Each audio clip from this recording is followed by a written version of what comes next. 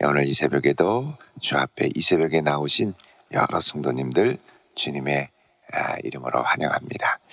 어제도 늦게까지 우리 양육 공부를 하시고 또 이 새벽에 또 이렇게 오셨는데 잘 오셨습니다. 자, 오늘 이 시편 26편은 자세히 보면 크게 한 4가지 정도의 흐름으로 이 시편이 진행이 되고 있습니다. 먼저 1절에 보시면 내가 나의 완전함에 행하였사오며, 자, 그런데 3절 끝에 보면 내가 주의 진리 중에 행하였다 이렇게 고백을 하죠. 그래서 완전함의 행함, 또 진리 중에 행함. 자, 이게 뭐냐면 주의 진리 안에 흔들리지 않고 올곧게 주님의 길을 가는, 일종의 주님을 끝까지 가는 제자도와 같은 온전한 주님과의 동행을 기도하고요. 그 다음에 이제 4절, 5절은 보면 앉지 않았다 이런 말이 나옵니다. 같이 앉지 않았다. 4절에 허망한 사람과 같이 앉지 않았다. 그리고 5절 끝에도 악한 자와 같이 앉지 않았다. 그래서 동행의 문제를 다루고 있습니다. 악한 자와 함께하지 않은, 누구와 동행하냐는 거죠. 온전하게 주님 따라갈 때 항상 유혹이 있는데 누구를 따라가며 누구와 동행하느냐, 이게 또 되게 중요한 문제입니다. 그 다음에 이제 6절부터 8절까지를 보면 내가 주의 제단에 두루 다닌다. 6절에 내가 무죄함으로 손을 씻고 주의 제단에 두루 다닌다. 그리고 8절에도 여호와여 내가 주께서 계신 집, 주의 영광이 머무르는 곳, 곧 성전을 말합니다.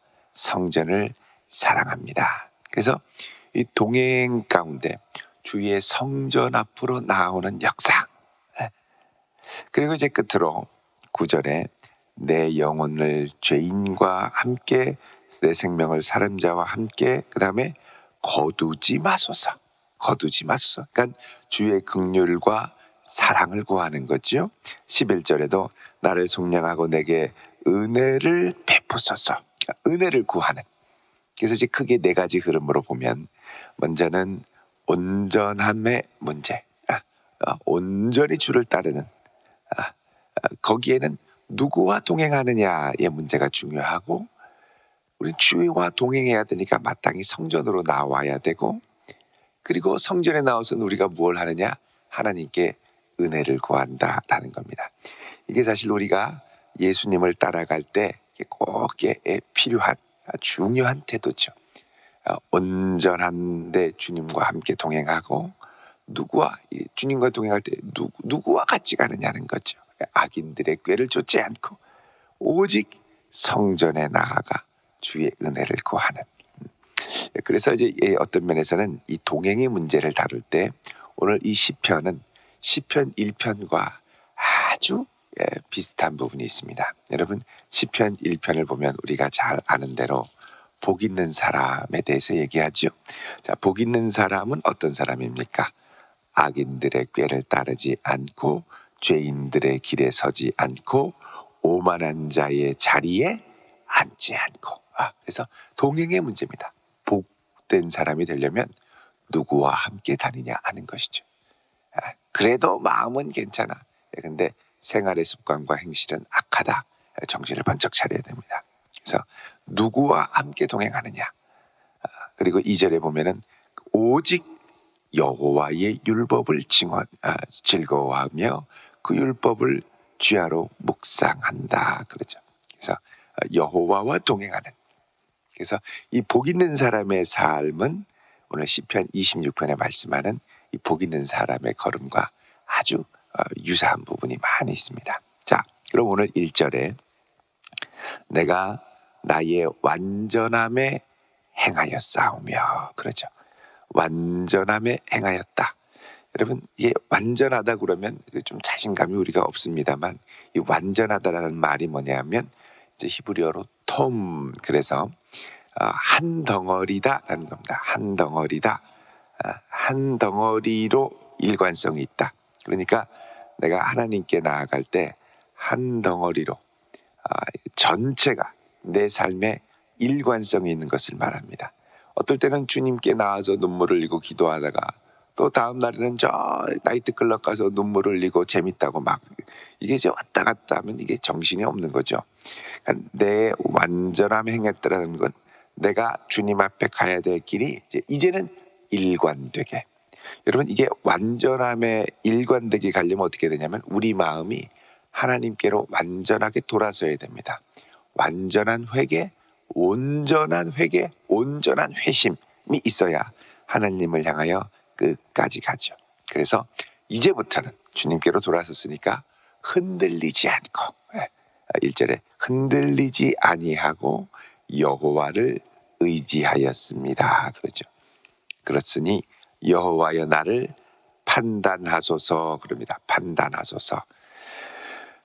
판단해달라는 건 뭐냐 하면 내가 내 양심에 흠이 하나도 없어서 이것을 알아달라는 게 아니고 판단은 뭡니까? 법정에서 판결을 내리는 거죠. 하나님께서 나를 법정적으로 하나님의 심판대 앞에 심판해 주십시오. 이런 말입니다. 그러니까 이것은 법정적인 의를 구하는 거죠. 여러분 그리스도 예수 안에 있는 사람들에게는 하나님의 이 법정적인 심판대 앞에서 무죄함을 선언받은 줄 믿으시기 바랍니다. 그래서 로마서 8장 1절에 누구든지 그리스도 안에 그러므로 제가 자꾸 헷갈려서 요즘에 그러면 안 되는데 로마서 8장 1절에 그러므로 이제 그리스도 예수 안에 있는 자에게는 결코 정죄함이 없다.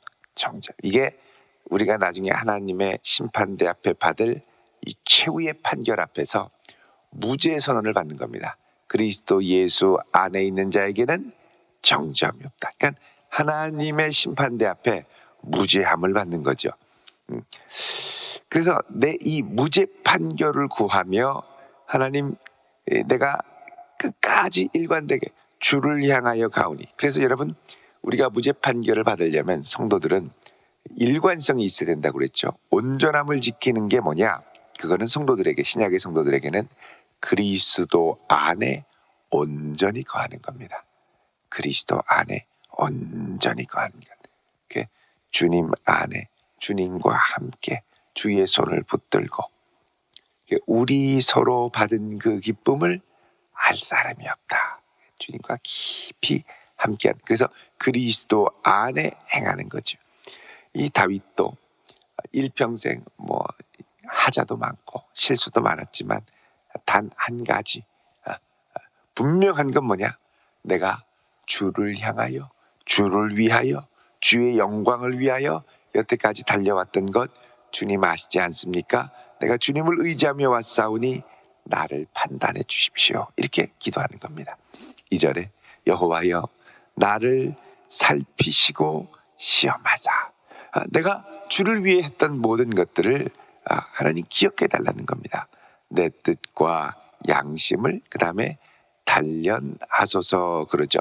자, 내 뜻, 여기 뜻이라는 말이 히브리어로 킬리아입니다. 킬리아는 콩팥이라는 뜻인데 콩팥은 사람의 심장보다 훨씬 더 내밀하게 있는 사람의 가장 깊은 곳. 그래서 사람의 뜻이 어디 있냐? 제일 깊은 곳에 숨겨져 있다는 것이죠. 그래서 내 가장 깊은 속마음을 보시고 내 양심을 단련하소서 그럽니다. 이 단련하다라는 건 금속에 이 쇠를 주조하거나 이 금을 주조할 때 그 안에 찌꺼기들을 제거해 주십시오. 그러니까 지금 이 다윗은 하나님께 기도하는 게 자기가 완벽하다는 게 아닙니다. 하자 많고 흠이 많지만 주를 위하여 달려갔던 것을 보시고 나의 내 깊은 곳을 보셔서 내 뜻과 양심을 단련하소서. 이 말은 내 안에 있는 혹여나 불순물과 연약한 것들을 하나씩 제거해 주시고 주 앞에 거룩하게 서게 해 주십시오. 그런 기도입니다. 3절에 주의 인자하심이 내 목전에 있나이다. 자, 내 목전에 있나이다라는 말은 내가 늘 주의 인자하심을 내 바로 앞에 주님이 계신 것처럼 의식하며 살았나이다 이런 말입니다. 주님이 나와 동행하는 걸 늘 의식하며 사는 성도, 하나님의 임재 가운데 그리스도 안에 살아가는 성도죠. 늘 주의 인자하심이 내 목전에 늘 앞에, 이것을 우리는 그리스도를 바라보는 것으로, 믿음의 주요 온전케 하시는 이인 예수를 늘 바라보는 것으로 간다는 겁니다. 내가 주의 진리 중에 행합니다. 그렇죠. 여러분, 늘 진리를 앞에 두고 주님과 함께 갑니다. 여기 주의 인자와 진리, 인자와 진리는 무엇의 필수적인 요소냐면 하나님과의 언약 관계, 올바른 언약 백성의 관계를 맺는데 필수적인 겁니다. 그래서 하나님의 진리 가운데, 그리고 인자하심, 사랑, 은혜 부어주심 가운데, 그래서 아버지께 예배하는 자는 영과 진리로 예배하라 그러죠. 성령의 충만한 은혜와 그리고 하나님의 진리 안에 예배해야 된다는 겁니다. 이게 바로 내가 주님 앞에 그동안 살아왔던 온전한 마음, 내가 주님 앞에 여태까지 주님과 동행하며 살려고 몸부림쳤던 것을 하나님 기억해 주십시오. 왜 지금 이 기도를 하냐? 지금 다윗이 좀 억울하게 몰리게 생겼습니다. 어떤 상황인지는 정확하게 안 나옵니다만, 다윗이 형편없다고 그러고 다 꼼수가 있어서 마음에 생각하는 게 있어서 그렇다고 그러고 자꾸 이런 모함을 받으니까 다윗이 하나님 앞에 나와서 간절히 기도합니다. 하나님, 그동안 내가 주님 앞에 했던 것을 기억해 주시고 은혜를 더해 주시고 내 마음과 뜻을, 불순물들이 있다면 다 태워 주십시오. 이 기도를 하는 거죠. 4절에 허망한 사람과 같이 앉지 아니하였사오니 간사한 자와 동행하지도 아니하리이다. 그러니까 내가 지금 하나님 앞에 하는 행위들, 허망한 사람과 같이 앉지 아니하였사오니, 여러분, 사람 중에 보면 이 허망한 사람들이 있습니다. 허망한 사람의 특징은 뭐냐? 허망한 것을 좋아하고 헛된 것을 따라 사는 사람들. 이 헛된 것이 뭡니까? 눈에 보일 때는 그럴듯해 보이지만 막상 그걸 붙들고 따라가다 보면 텅텅 빈 속빈 강정과 같은 거죠. 이게 바로 우상입니다. 우상. 대단한 것 같지만 텅텅 비어 있습니다. 여러분, 세상에 허망한 것 쫓아 사는 사람들이 얼마나 많은지 모릅니다. 그리고 지금 이 세상에, 이 세상 풍조도 허망한 것을 따라 살도록 부추기는 시대죠. 사실은 우리가 주의 말씀과 진리 위에 살아야 되는데 세상 사람들은 금송아지를 훨씬 더 중요하게 생각합니다. 하나님 앞에 예배드리고 하나님의 말씀 십계명의 돌판을 붙들고 하나님의 진리 위에 살아가는 것, 주의 영광을 위해 살아가는 가장 귀한 건데 세상 사람들은 이거는 아무것도 아니고 하나님을 인정하지도 않고, 어리석은 자는 그 마음에 이르기를 하나님이 없다 하도다, 하나님 없다고 하고, 그 다음에 오직 뭐니 해도 머니가 최고다, 그리고 금송아지, 이 돈이 최고다 막 따라가.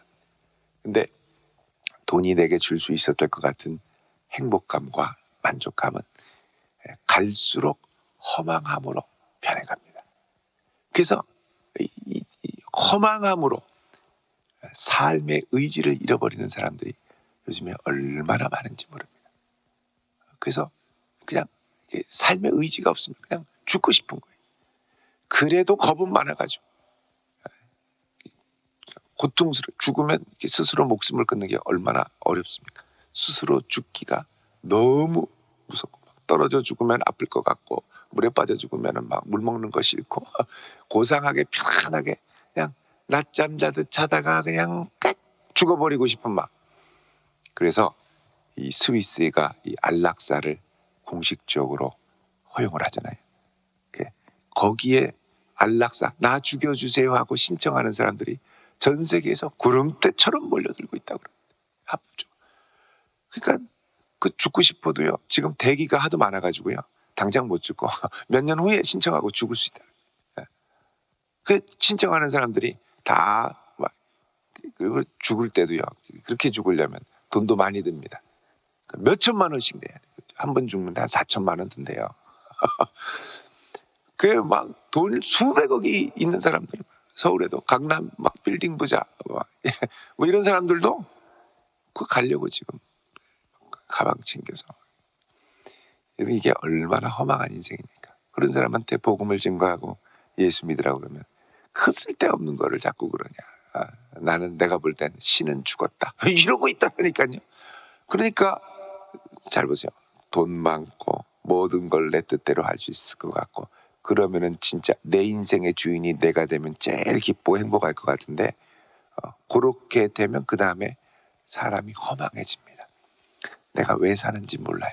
그리고 세상에 그렇게 옛날에는 없을 때는 즐거워 보이고 대단해 보였던 게 딱 그렇게 되고 나면 아무 의미 없습니다. 왜냐면 해봤더니 대단할 줄 알았는데 해봤더니 별거 아니거든. 아무것도 아니에요. 사실은 우리가 주님 안에 예수를 위해 복음을 증거하며 그렇게 사는 게 얼마나 행복한 삶인지 모릅니다. 그거 다 있어도 그 되게 좋아 보이는데 되게 좋아 보이는 거는 잠깐. 그 다음부터는 막 엄습하는 허망함과 목적이 없으니까 살 이유를 모르겠. 그러니까 하다 안 되니까 자극적인 쾌락과 막 약물 중독 이런 걸로 자기 인생을 망가뜨리는 거예요. 그 재벌 2세 3세 그 자녀들 보면은 인생이 뭐 신선한 게 없잖아요. 그 막 죽고 싶어서 말 그대로 환장하여 별의별 일을 다 합니다. 별의별 짓을 다 하지. 자, 4절에 허망한 사람과 같이 앉지 아니하였사오니. 그러니까 여러분, 내가 어느 정도 성실하게 일을 읽고서 어느 정도 궤도까지 쫙 올라가면 그 다음에 누가 붙기 시작하냐면 허망한 사람들이 붙기 시작합니다. 요거를 정신을 번쩍 차리고 조심해야 돼. 너도 여기까지 왔으니까 이제 네 인생을 좀 즐겨야지. 너도 여태까지 못 해봤던 거 해봐야지. 근데 그게 죽음에 이르는 길이라니까요. 근데 그걸 모르고 이 정도 되면은 나 정도 되면 이렇게 하는 건가 봐. 다 그런데 내 주변 친구들도 지인들도 다 그런데 죽으려고 가는 겁니다. 절대 그러면 안 돼요. 그 다음에 간사한 자와 동행하지도 아니하리이다. 4절에 동행하지도 아니하리이다. 이게 이제 히브리어 시제로는 미완료입니다. 앞으로도 계속해서 이런 자들과 함께하지 않겠습니다. 5절에 내가 행악자들의 집회를 미워하오니. 여러분 또 이 악한 사람들은 자기들끼리 얼마나 잘 모이는지 몰라요. 그리고서 맨날 와라 놀자. 그런데 거기 가서 같이 앉으면 무슨 말 한마디 듣고 혹하는. 어떤 분은 거기 갔다가 야 너 아직까지 애인이 없냐? 요즘 애인 없으면 바보다. 그러니까 거기에 또 혹해서 목사님도 혹시 여자친구 있으세요? 그게 무슨 말이에요 지금? 밤새도록 듣다가 보니까 있어야 되나?